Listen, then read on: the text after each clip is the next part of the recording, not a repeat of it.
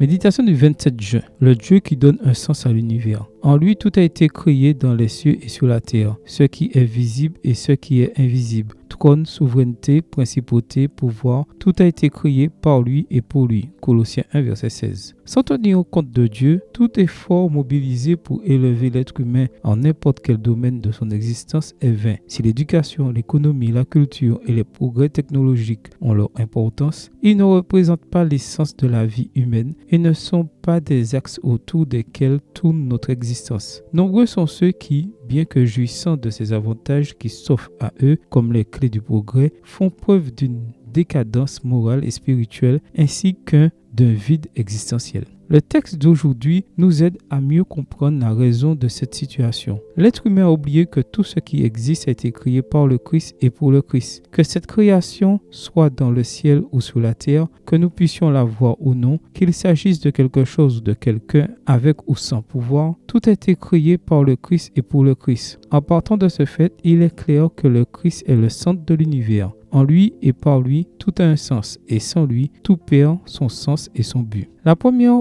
réponse à toutes les questions que soulèvent les problèmes que nous affrontons aujourd'hui est que nous avons perdu de vue l'identité du centre autour duquel tourne l'existence du monde et de ceux qui l'habitent. À partir du moment où nous mettons une autre personne ou une autre chose à la place que Dieu doit occuper, nous récoltons déséquilibre, égoïsme, matérialisme, humanisme et rivalité destructrice. Dieu n'est pas seulement la source de l'existence, il est aussi la raison pour laquelle tout existe. Tout a été créé par lui et pour lui. Les personnes et les choses ne fonctionnent bien que lorsqu'elles s'orientent vers Dieu. Comment peut aller un monde qui ignore son Créateur? Comment un pays, une ville, une famille, une personne qui ne tiennent pas compte de lui peuvent-ils aller bien? Ils renient ainsi leur raison d'être et cheminent inexorablement vers l'autodestruction. Si vous vous êtes rendu compte que votre vie n'avait pas de sens, revenez au centre qui vous donne la stabilité. Reconnaissez que vous avez été créé par le Christ et pour le Christ. N'ignorez pas cette réalité. C'est en Christ que tout a un sens. Amen. Bonne journée à vous et que le Seigneur vous bénisse.